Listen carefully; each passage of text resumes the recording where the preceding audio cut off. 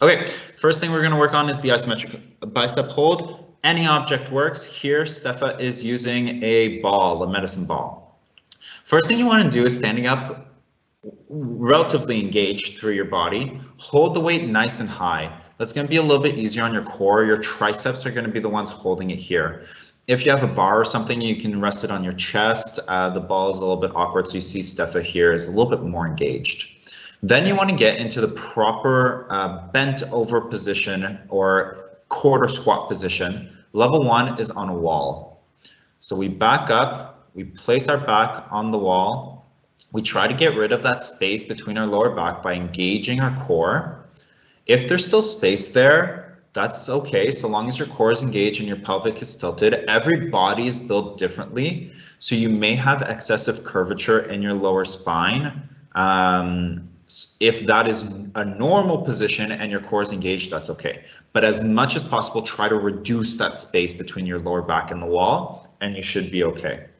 Bending your knees slightly with your feet in front. We're in this nice strong position, so the weight is separated into our quadriceps and into our core. At the 3, 2, 1, go, the arms go down and they're held at 90 degrees. Elbows are locked by the side and we stay here. It looks easy, but that core is burning. To make it less challenging, if the 20 kgs is too challenging, when you bring it down, hold it in your forearms. And elbows still locked in, Stefa, as much as you can. I guess the ball's kind of in the way. But as much as you can, elbows locked in, the ball close to your body. That makes it slightly easier. If you want a bit more of a challenge with your back still on the wall, you can hold it out further. But if you're here, this position doesn't really transfer to the sandbag drag because we're never going to drag the bag with arms fully outstretched. So it may mean that you're ready for level 2. Level 2, standing up tall. Once again, hold the object up high. Then send your hips back, slight bend in the knees.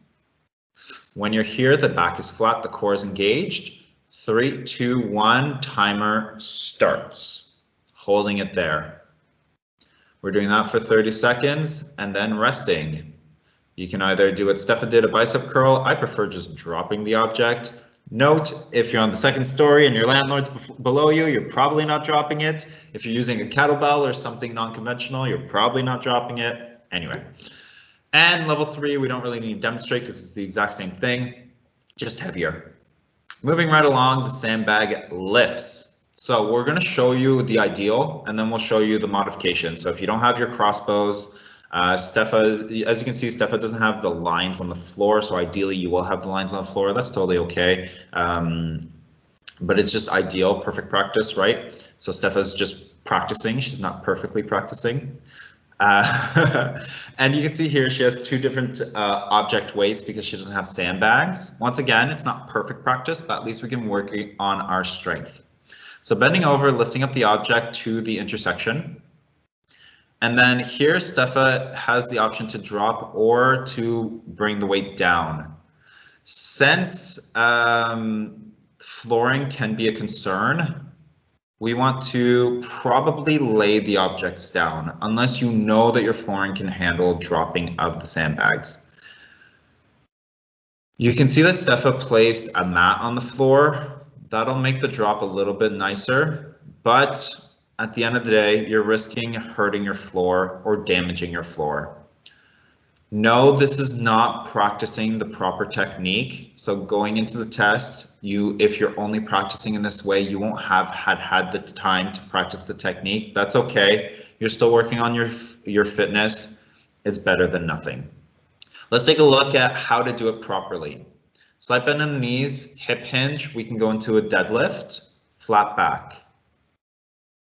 Alternatively, we can go down into a deep squat. This is a little bit slower just because the squatting position is not as strong as the deadlift position, but if your mobility is more comfortable in that position, that's fine. We can take a knee and go into a lunge and then take that back knee and drive it into the wall. If you need that extra power, it's probably faster for you. You can take your hip or your knee coming out of that either deadlift or squat position and do the same thing, hip or knee.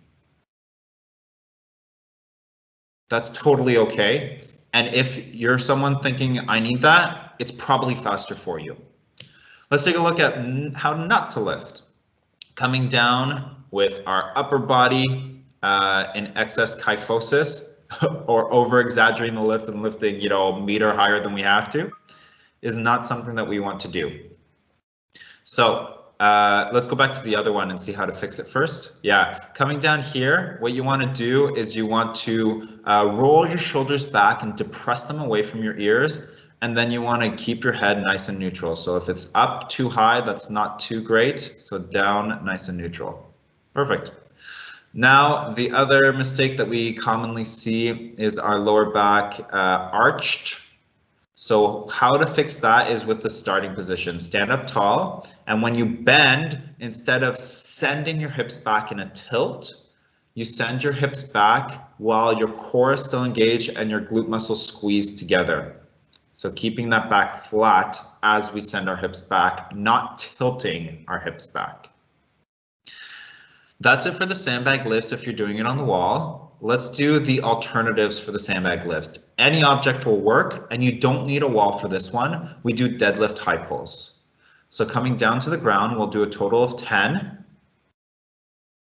And in order to practice the side shuffles, once we're done our 10, let's pretend that's 10. We do 10 side shuffles. Touch the floor. Yeah, touch the floor every single time. And when you're done all 10 of those, you can take your rest. You saw how Steffa was resting in the hold position on the deadlift high pulls. We can also do it a little bit more quickly if you can. So challenge yourself to do this movement quickly and cycle it through in one fluid motion. Once again, when you're done your 10, side shuffles. That's it for the sandbag lifts and the progressions. There was a question in the comments. Yes, you can use your knee, you can use your body, you can use whatever you need to get that sandbag up. So for those individuals who may have reduced upper body strength, because your leg strength is going to lift it up to your waist, but it's the arms that just get it up into the wall. If you're lacking that, use your knee and it will be faster. All right, we have a couple little ghetto sandbag drag, yeah, excuse the language, setups here. So here, Steffa has a backpack on, oh, are you gonna do that one first? Point to the one you're doing first. Okay, she's got a backpack on a towel, and then she's got some plates on top of the backpack. She wrapped her backpack with a TRX. And then she's going to first get into that nice proper quarter squat position. And then by leaning back, not by arching back, but leaning back, oh, it's gonna take some trial and error. As you can see, the plate fell off. That's okay. Play with this before you do it in your actual practice. So leaning back and pulling, she can leave the room and then turn around and come back. So as you see here, her room is not 20 meters. So in order to get an extra little bit of distance here, she's going into the hallway. That's still not 20 meters. So what she'll do is just go out back until she's done approximately 20 meters and then go again. You'll notice that she did not have any weight in her arms. That's okay. But to make it more realistic, we can hold the weight and then hold on to the TRX. Lean back and drive. Excellent.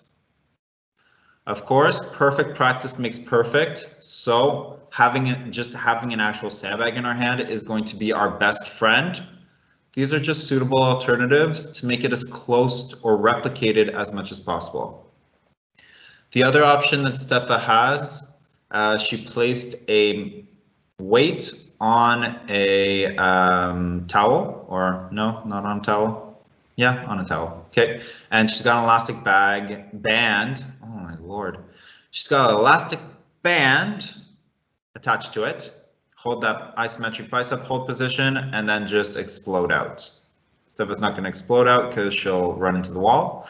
But in your practice, you'll hopefully be going at a much more dynamic pace than what Steffa just did. That is it for those three. Unfortunately, Steffa doesn't have someone at home, so she won't be able to demonstrate the partner drag, but that is also an option. You can go outside. She didn't do the example with an old rug stapled to the bottom of a slab of wood, but that's an option. The actual sled is an option. The actual sandbag drag is an option. I'm gonna stop the spotlight on Stefa, put the spotlight on me. I'm done talking. You've heard my voice enough this weekend. Stefa, lead me through the warm-up. Oh boy, aren't you guys lucky having to listen to me now? All right, so as Gabe gets set up here, what's gonna happen is we're gonna go through a few of these movements quite quickly because they were movements that we touched on Tuesday. Gabe, give me a good old thumbs up when you're good to go. But we're gonna take a look at the warm-up for the sandbag lift, sandbag drag. All right, everybody draw your attention to warm-up part B, where we're gonna start with our squats. We're gonna take a look at doing our assisted squat. So we're gonna be beginning at the beginner level. So as you can see, Gabe is approaching his bike for the assistance. You can use a TRX, a bar, or anything that you can use your arms to help pull you up through.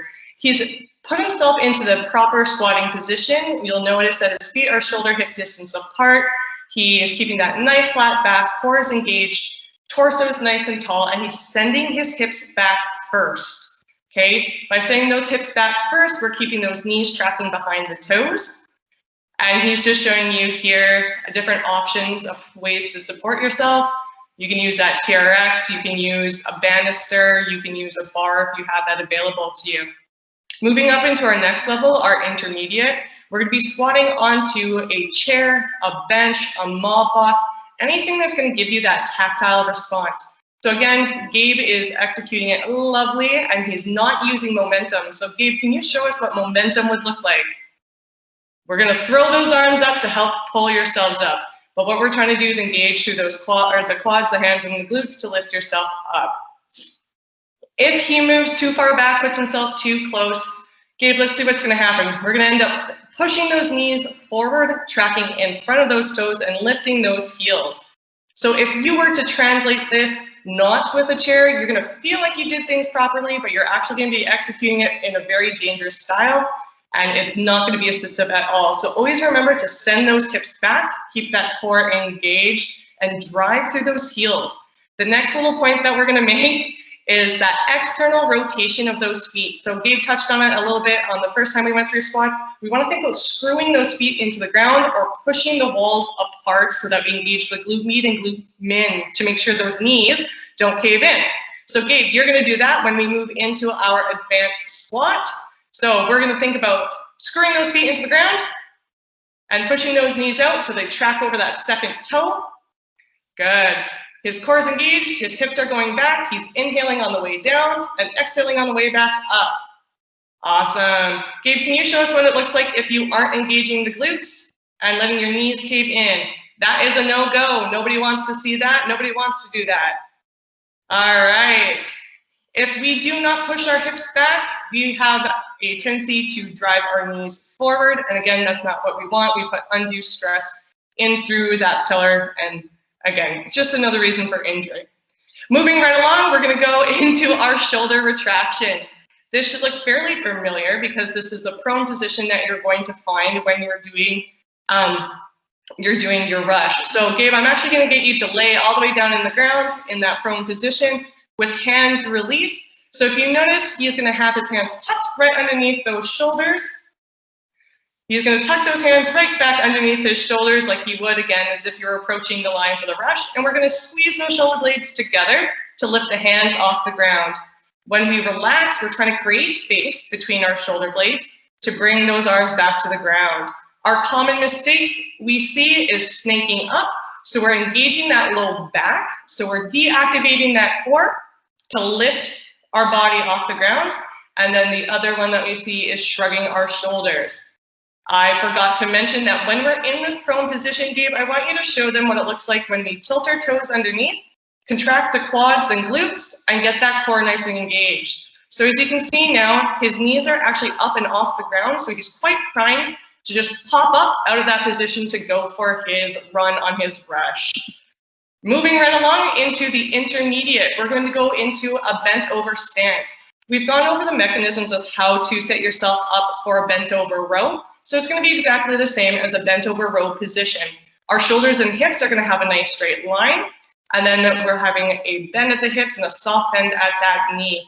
Simply going to retract those shoulder blades, pull them together, and relax them back down. Slow and controlled, remembering it's that 202 tempo that we want to go at.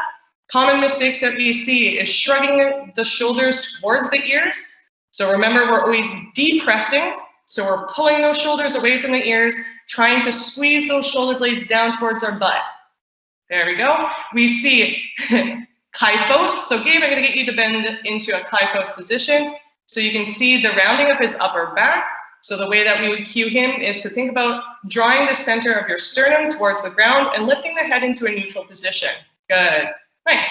Then the other common mistake that we see is hyperextension of the low back. So that excessive pelvic tilt. So we'll cue, there we go. He's got a bit of a billowy shirt on there. So we would cue him to think about rotating his hips down towards the ground and lifting back up. There we go. Good. And the only difference between the intermediate and the advanced is using some resistance. You can use any weighted object or you can use a band. In this case, Gabe is going to demo with a band.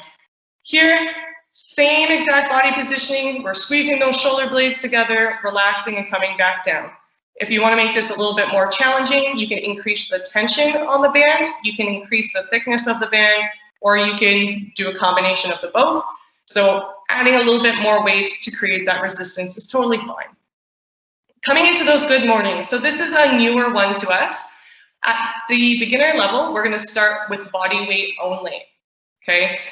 This is to work your posterior chain, so that whole back side. We're looking at the entire back, we're looking at the glutes, and we're looking at the hams primarily.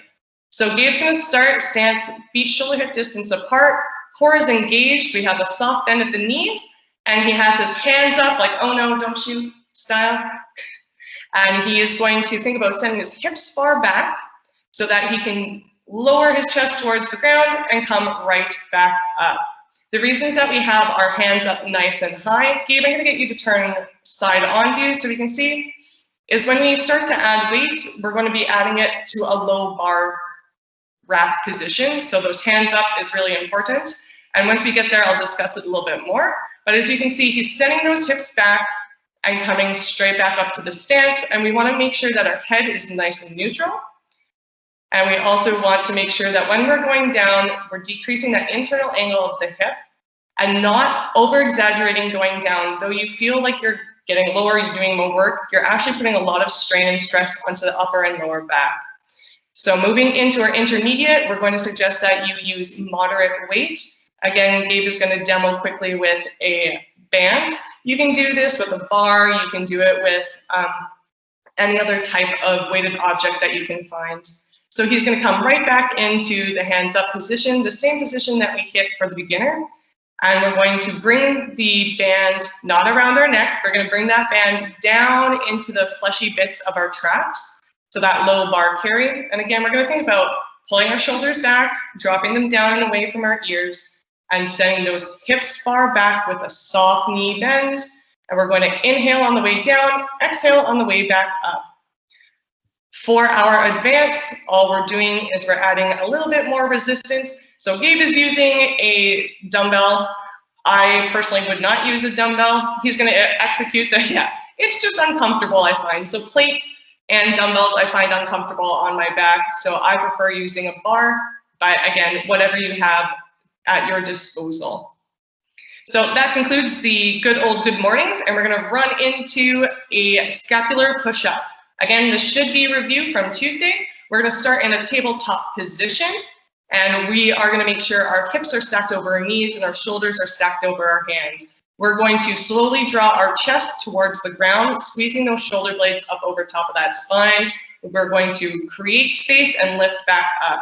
You'll notice that there's negative movement in his elbows, so that means they aren't bending. Gabe, give us a, there we go. Give us a good demo of bending. Gabe's just doing a push-up, and that is not what we want. Another common mistake we see is that shoulder shrug, so bringing those shoulders to your ears.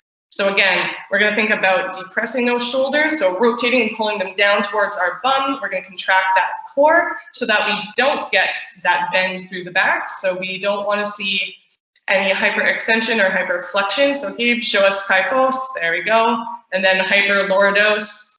Good. So you can notice that he switches his head up and down. We always want to keep that nice neutral position. There we go. Good. Core is engaged throughout the whole entirety. Making it a little bit more difficult into that intermediate, we're going to come into a kneeling plank position. Planks are something that we know really well. Make sure that we're keeping our shoulder, our hips, and our knees in alignment, and repeat the same process as the beginner movements. We want to make sure in this position we aren't piking our hips up to the sky or sagging them down towards the ground. Good. And then taking it one step further, we're going to come into that full body plank. Note that Gabe is nice and straight from his shoulder to his hips to his toes. And again, repeating the same movements. No piking, no slouching of those hips. To make it a little bit more difficult, Gabe, we're going to talk a little bit about base of support. So can you show us one with feet really, really wide apart? That's going to be a little bit more easy because the base of support is larger. Now, Gabe, let's go on to 1 foot. I'm just trying to see what I can do to this poor boy. We're going on to that 1 foot, and it's going to be a little bit more challenging just because we only have 1 point of base of support there. Again, we can raise our toes up onto a chair if we want to add in difficulty, or step, or mud box. I'm trying to buy you a little bit of time. I can see you breathing a little bit heavy. Doing okay? Okay, we're going to move into that single leg deadlift, and this will round out our warm-up part B. So Gabe is going to bring himself up to a wall, and you note that he has a towel or a blanket. You want to be able to slide your foot back and forth, so if you have socks on and you have sliding floor, just pull off a shoe. You need to be able to slide one of your feet back and forth. So we're going to, in the beginner level, in Gabe's case, we're putting our left shoulder up against the wall, and we're going to be sliding our right foot back as we execute this movement. So we're going to have that left shoulder attached. Good. We're going to come into a slight hip bend and a soft knee, extend back and come all the way forward. Good. So as we're extending back, we're bending at the hips. We're feeling a nice big stretch coming through that hamstring. And if you notice, Gabe's knee is still staying quite far behind his toes, okay? We don't want that knee to protrude over top of the toe. Yeah, it'd be very difficult to do, but hey, some people can do it. All right, so you should feel that work happening in the hamstring. Again, note that when he stops, I'm gonna get you to go to the end position. We're gonna lift your torso up just a smidget. Torso, there we go. Yeah, you can see that his back heel is off the ground, and that's fine. If you have the flexibility, it can be planted on the ground. And again, if you take a look at his front foot, his whole foot is attached to the ground. He's not on the balls of his feet. So make sure that we're always making contact with the ground in a full foot capacity if you can. So we're going to come back, and to move into that intermediate, all we're going to do is the same motion, just this time we are moved off the wall. So we're going to inhale as we come down, engage that core, exhale, come right back up.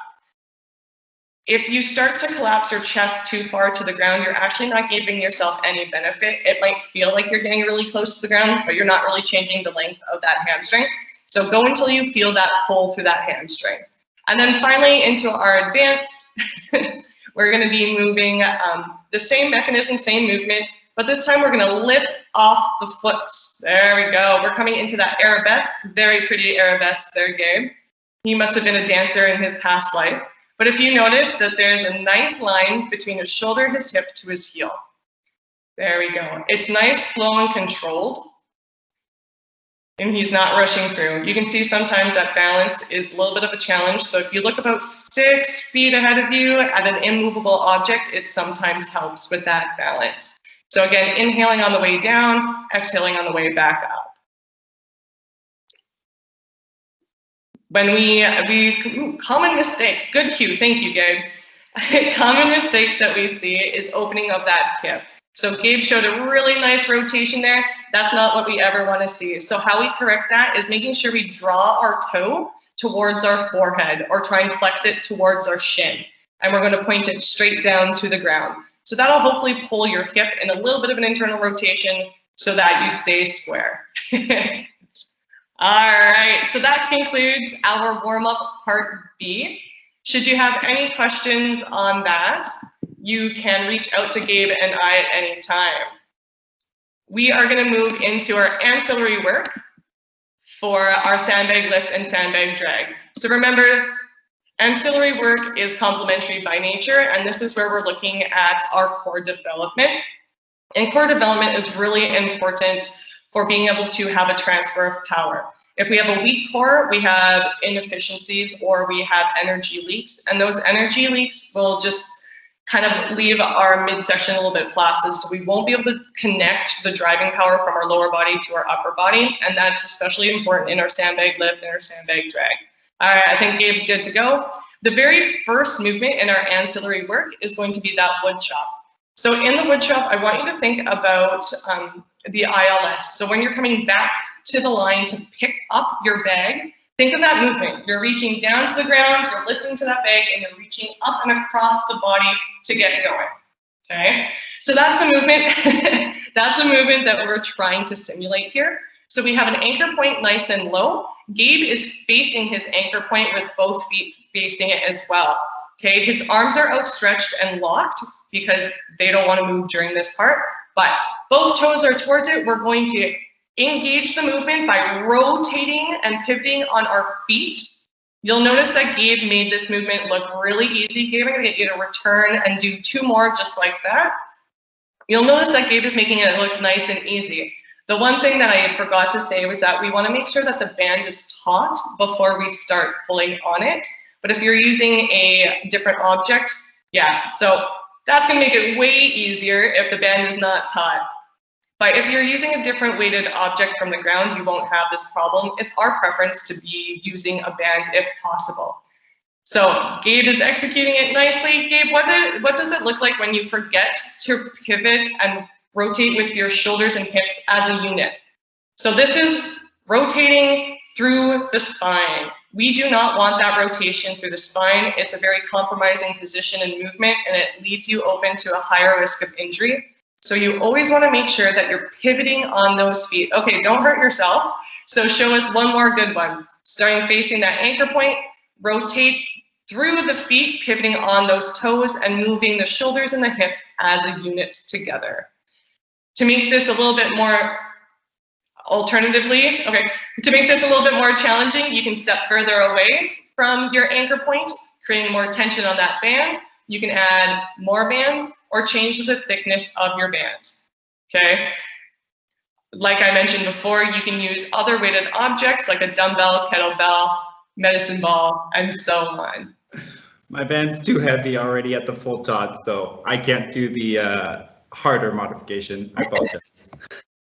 Which is perfectly fine. So he recognized his limits and he stayed within them so he doesn't get injured. All right, so the next one for our even week is coming wood chops from the ground using the weight. We've explained that one, but that's okay. This is what it looks like. So we want to reach from the ground, coming up over the top of the shoulder and return. Again, moving the hips and the shoulders as a unit. Perfect. So coming down into those glute bridges, we'll get Gabe onto his back, feet tucked in nice and tight.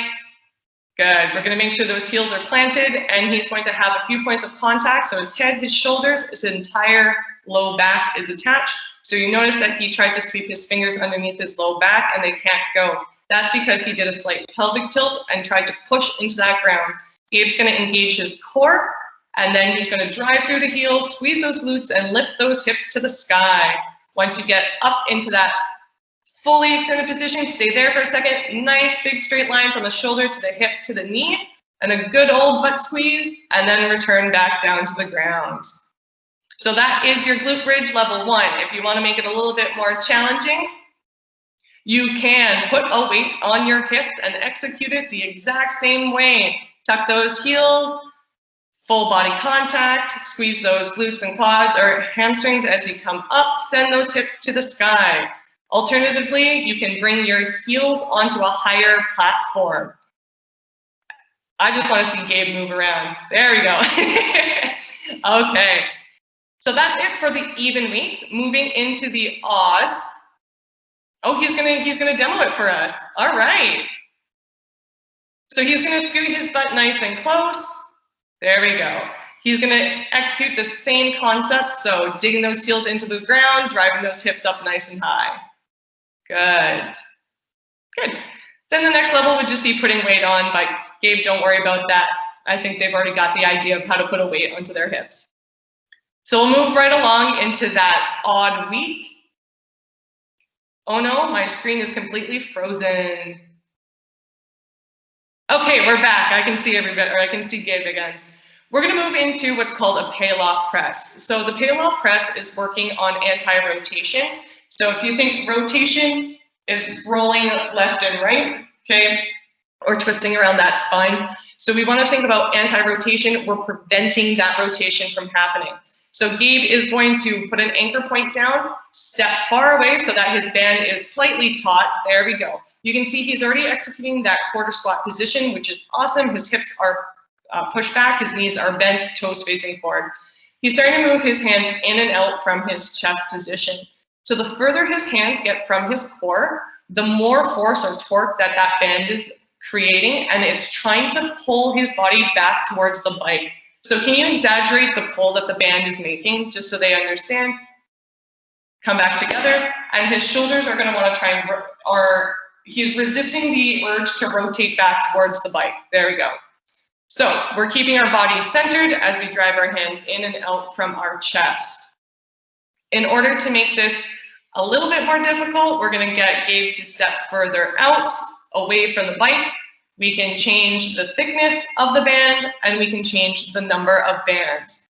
Alternatively, we can come into a one-handed pale-off press, and or we can put ourselves onto a wobble board, but we don't have a wobble board, so no problem.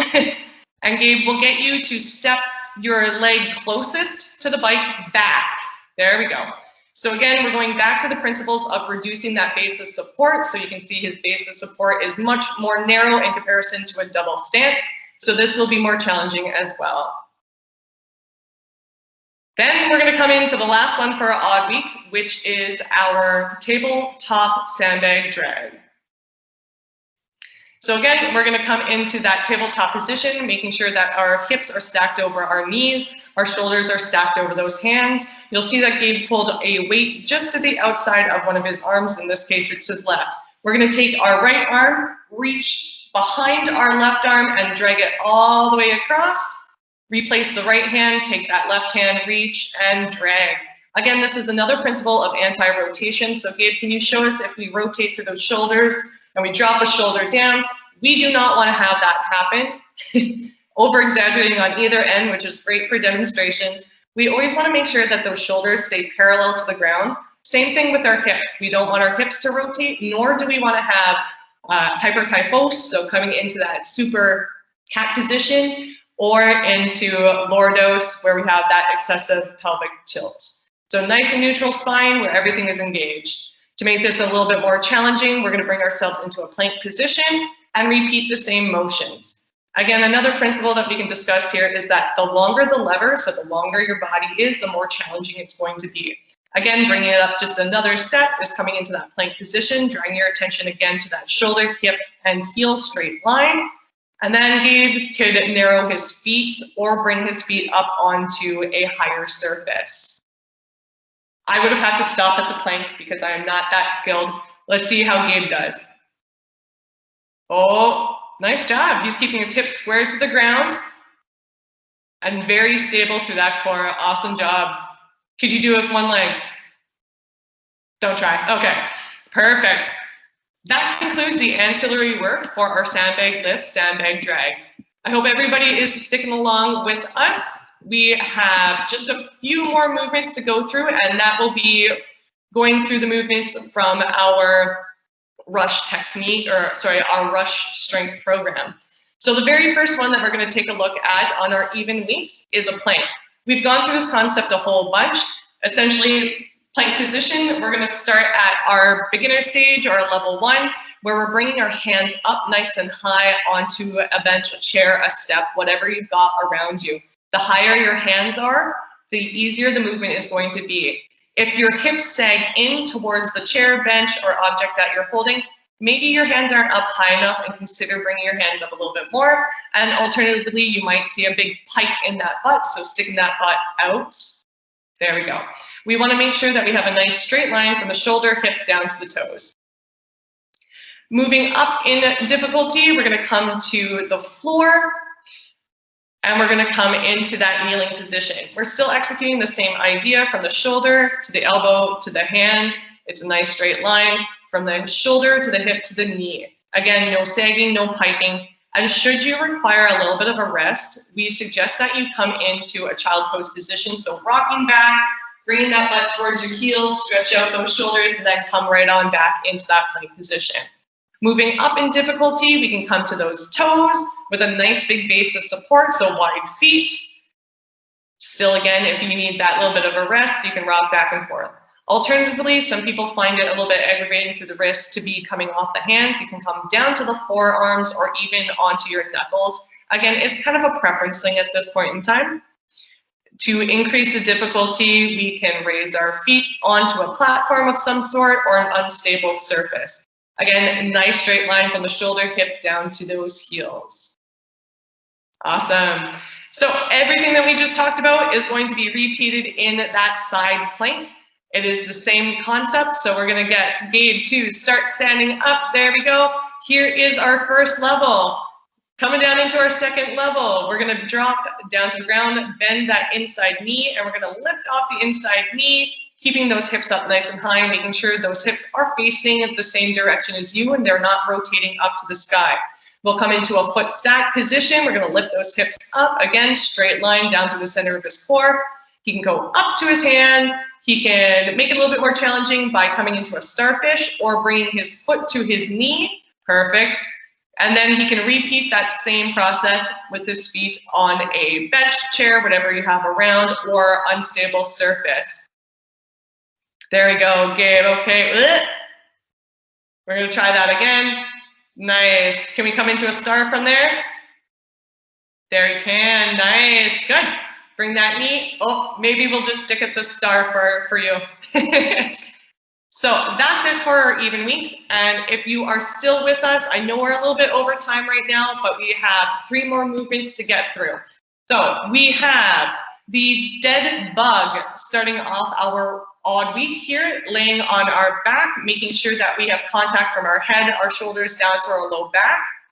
We have that pelvic tilt so that we're pushing into the ground. We're going to bring our body into that tabletop position, and we're always going to be moving in opposition. So left hand, right leg, right hand, left leg. So you'll notice that at level 1, Gabe is keeping his knees bent and he's bringing his feet down and letting his heels touch the ground, then returning right back to his midline or back to that tabletop. So this is our level 1. Moving into level 2, we're going to do the same motion, but this time no heel touch. So you're going to have about 1 inch between your heel and the ground. All right, Gabe, let's move into level 3, where we're going to extend from the hip and bring back together. So this is a typical dead bug that we see. And we're extending from the hip, and we're extending that knee to the flat position. Next, we're going to come in with straight legs. Good. And we're going to repeat extending from that hip. So opposite arm, opposite leg. The whole time he's thinking about contracting his core. So I want you to think like you're about to get punched in the gut rather than sucking that belly button in. I encourage you to palpate yourself as you're doing these movements so that you can see if you're actually engaging your core. Our next level is going to be arms outstretched, legs outstretched, both arms and legs descending at the same time and coming back together. Only progress to this level if you can maintain contact with that low back. If there's any gapping in that low back, we want to make sure we regress or we stop before that back peels off. Okay? We're going to be moving into that bird dog. So a bird dog is essentially the exact opposite of what we just did. We're going to come into that tabletop position, stacking hips, knees, shoulders, elbows, and we're going to reach in opposition and switch. So we're going to go out, in, switch, out, in, switch.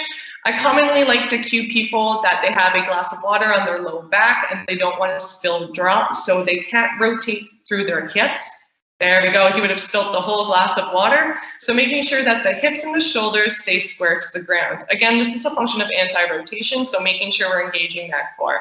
Our next level is going to be hyperextension. There we go. That's not what we want to be doing, so making sure we're only lifting to shoulder and butt height, potentially even a little bit below.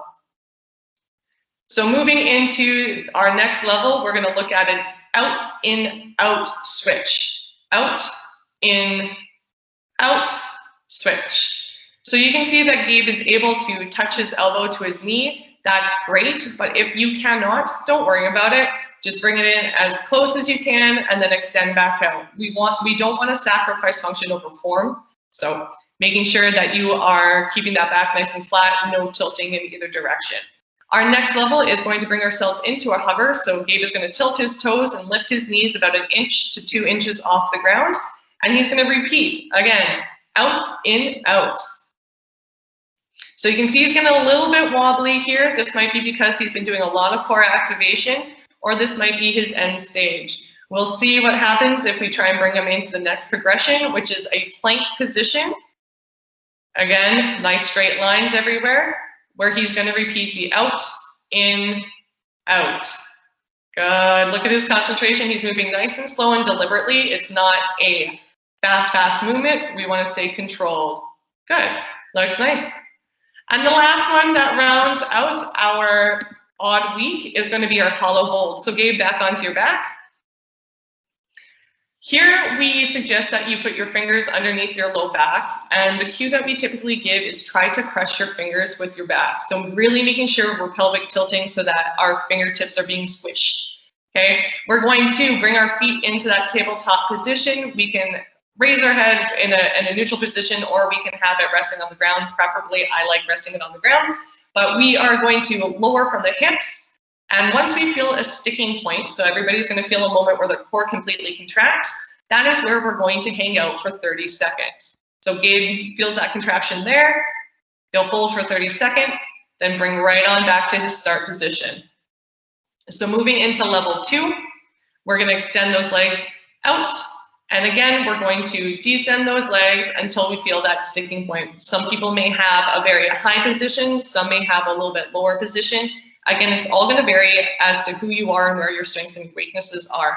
So making sure that that low back stays connected to the ground at all times, and that you're stopping at that sticking point, and that is where you hold for the 30 seconds. Moving into another difficulty level, we're going to have our hands extended and our legs extended, and we're going to extend both of them until we find that sticking point, and we're going to hold for that 30 seconds.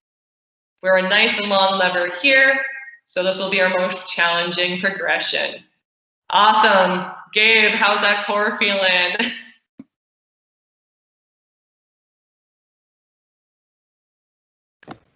I'm super sweaty. All right, that is the end of our presentation today. Thank you so much. And this was a long one, I do apologize. But thanks for those who stuck it out, and for those who are watching as a recording. If you ever have any questions, please let us know. This is the end of our recording. We'll see everyone tomorrow for the flexibility, mobility, and stability.